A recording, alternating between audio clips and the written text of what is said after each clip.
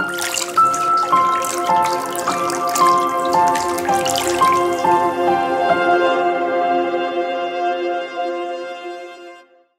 pagi Bapak Ibu Saudara yang dikasihi Tuhan Yesus Kristus.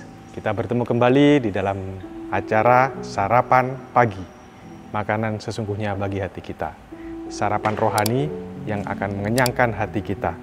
Nah, pada pagi hari ini saya mau berbagi berkat dengan Bapak Ibu Saudara semuanya tentang apa yang saya alami di dalam kehidupan sehari-hari. Nah, bagaimana saya terus minta sama Tuhan untuk mengajari saya hidup seturut dengan kehendak-Nya.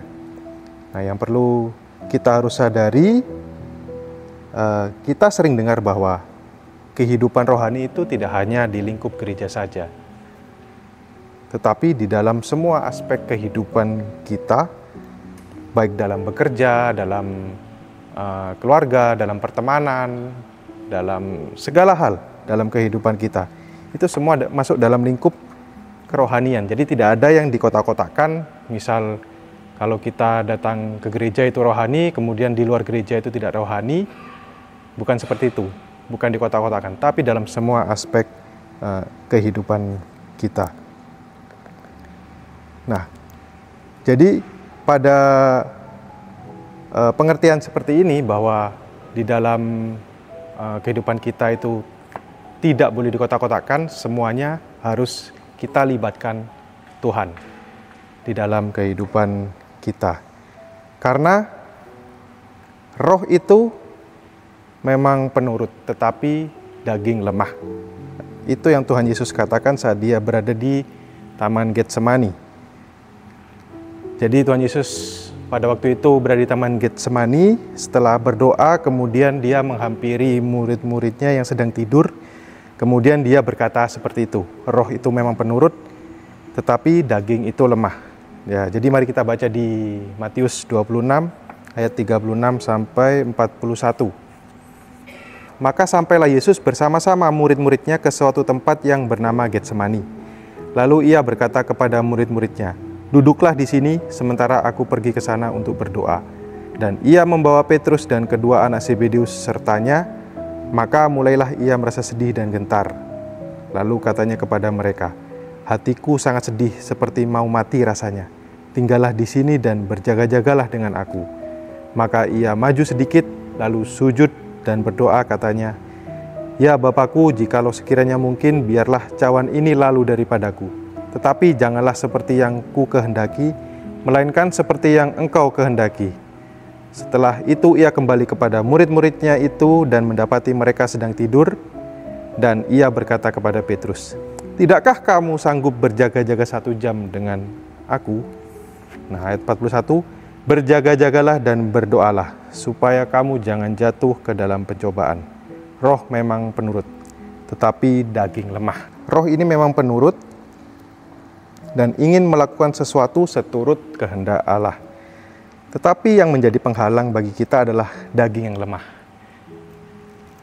Nah, keinginan daging selalu bertentangan dengan roh.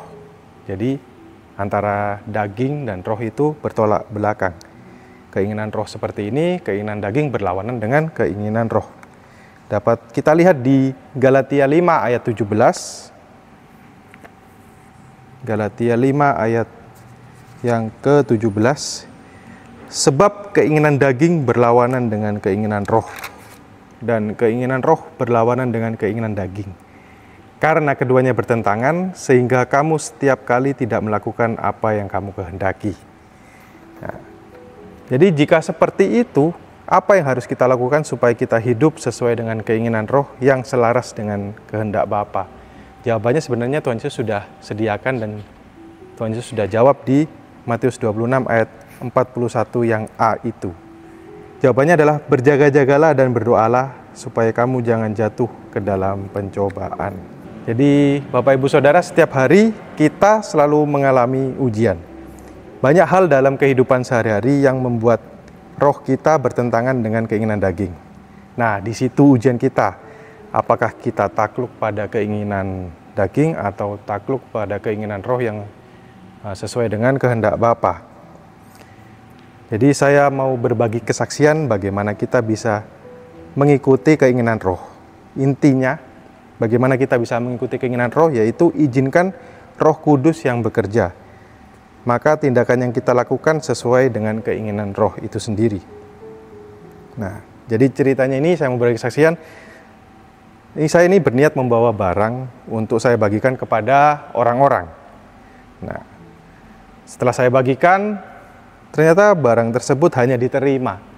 Kemudian saya lihat, tapi mereka tidak begitu suka, saudara-saudara. Nah, di situ hati saya berpikiran, wah, sudah saya bawakan kok malah tidak diterima, gitu kan. Tidak begitu suka, diterima tapi tidak begitu suka. Jadi rasanya hati itu jengkel juga. Nah, keinginan daging itu jengkel itu ya. Keinginan daging rasanya ingin langsung bertindak karena jengkel dan menegur, serta bilang kepada mereka, kalau gitu saya sudah tidak usah bawa barang-barang itu lagi, sudah lawong kalian tidak suka. Itu keinginan daging saya, ingin langsung menegur. Nah, tetapi di situ saya diam sejenak, kemudian saya minta kepada Tuhan dalam hati, Tuhan tolong kendalikan emosi saya, berikan pengertian kalau berniat memberi itu harus terima segala resikonya, yaitu ditolak. Jadi saya belajar dan saya minta sama Tuhan, minta Roh Kudus untuk memberi pengertian seperti itu. Jadi supaya saya tidak terlalu pikiran, dan memang itu bukan hal yang harus kita tegur, bukan hal yang harus saya tegur, karena kalau saya berniat untuk memberi, maka bukan hanya satu kemungkinan diterima saja, tapi kan ada dua kemungkinan, diterima atau ditolak. Nah, jadi saya minta sama Tuhan pengertian seperti itu. Nah, setelah itu lambat laun saya bisa tenang dan tidak memikirkan hal itu lagi. Jadi itu Bapak Ibu Saudara, supaya kita bisa terus hidup seturut dengan kehendak Tuhan, bagaimana kita bisa terus jalan tegak lurus bersama Tuhan Yesus, mengikuti kehendak-Nya. Jadi bangun hubungan dengan Tuhan lewat, ya jelas kita komunikasi dengan Tuhan lewat berdoa, kemudian baca dan belajar firman Tuhan. Kemudian saat aplikasinya, saat kita dihadapkan pada segala sesuatu, seperti contoh tadi, ataupun contoh-contoh lain dalam kehidupan kita, dalam segala situasi, biasakan untuk tanya Tuhan terlebih dahulu.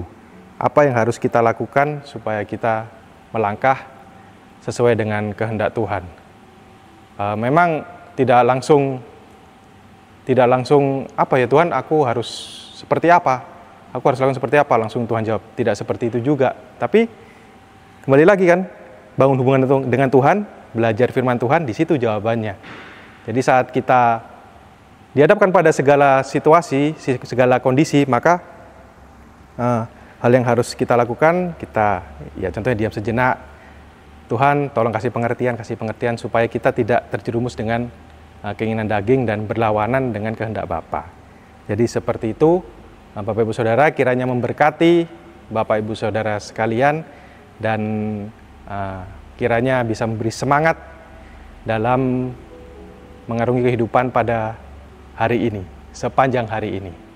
Tuhan Yesus selalu menyertai, memberkati segala kegiatan Bapak Ibu Saudara semuanya pada hari ini. Terima kasih, Tuhan Yesus memberkati.